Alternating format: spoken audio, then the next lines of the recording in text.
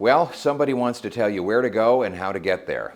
It's the Liberal government's new attempt to ban your gas-powered vehicles. Starting next year, they plan to bring in what's called a zero-emissions vehicle mandate that becomes more and more stringent until it bans gas-powered vehicles altogether. In 2026, the federal government will begin phasing in the mandate, with automotive manufacturers and exporters forced to meet a target of 20% of sales in the, quote, zero-emitting category. That means electric. Raising that to 60% by 2030 and 100% by 2035. So in 10 years, gas-powered vehicle sales will be banned altogether. And now, manufacturers and importers that don't meet the quota must buy pricey credits as high as $20,000 a car, a cost that's obviously going to be passed on to consumers. So prices go up, choice goes down, and it's a decree from a government that thinks it knows better than the rest of us and is perfectly willing to make our lives more expensive and difficult to pay for it. And Mark Carney wants to go even further. Back in 2021, in his book Values, he said, quote, "A host of other fiscal and regulatory policies made by governments can be highly effective in setting out the contours of a net zero economy, including regulations to phase out the sale of new internal combustion vehicles in the next decade."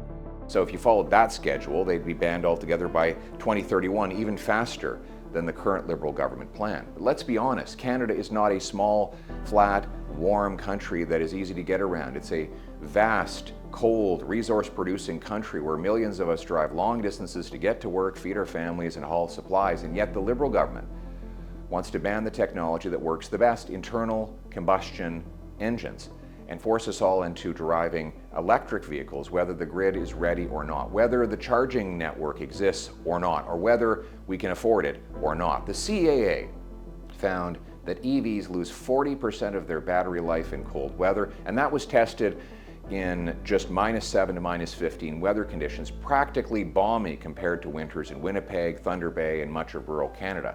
This is not about reducing emissions. It's about imposing elite ideology on the common people. Look, if you want to drive an electric vehicle, great. I'm all for free choice. But despite the hype, they don't work for everyone. They cost about 15 grand more than a gas equivalent, even after government subsidies. And those subsidies, they don't fall from the sky. They come out of your pocket in the form of the taxes that pay for them. Now, thanks to the ZEV mandate, car companies will have to make up the fines and costs of compliance by just jacking up the price that you pay when you buy your vehicle. That means we'll pay more even if we don't want or can't use an EV. And let's talk about the grid. Right now, EVs make up just 8 to 10% of new cars in Canada, yet our grid is already stretched. What happens when that number jumps to 100%? Ask Ontario Hydro, BC Hydro, or Hydro-Quebec how ready they are to charge tens of millions of electric vehicles every single night on top of the growing residential and industrial demand. Spoiler alert, they're not ready. So how do the Liberals plan to bridge the gap? Well, more debt, more taxes, and more unreliability. It's funny, these are the same people that say that you should use less air conditioning in the summer to save money for the grid because it's overwhelmed and over-demanded right now. But then they force you to buy an electric vehicle that will place even more demands on it. Who's this going to hurt? Who's going to pay the price? Well, it's going to be the single mom in Sudbury who drives 30 minutes to drop off her kids, or the tradesman in Kamloops hauling tools in a Ford F-150. It's the senior in Cape Breton who wants to buy a used Corolla for a good price because it runs great and it's affordable to gas and maintain. The people the Liberal elite never think about will pay the highest price. This isn't about the environment. It's about control. They're imposing a top-down command and control scheme designed in boardrooms, not garages. They didn't ask us what we wanted. They dictated. And now we'll pay more to get less. Fewer choices, higher costs, longer wait times, all in the middle of a cost of living crisis.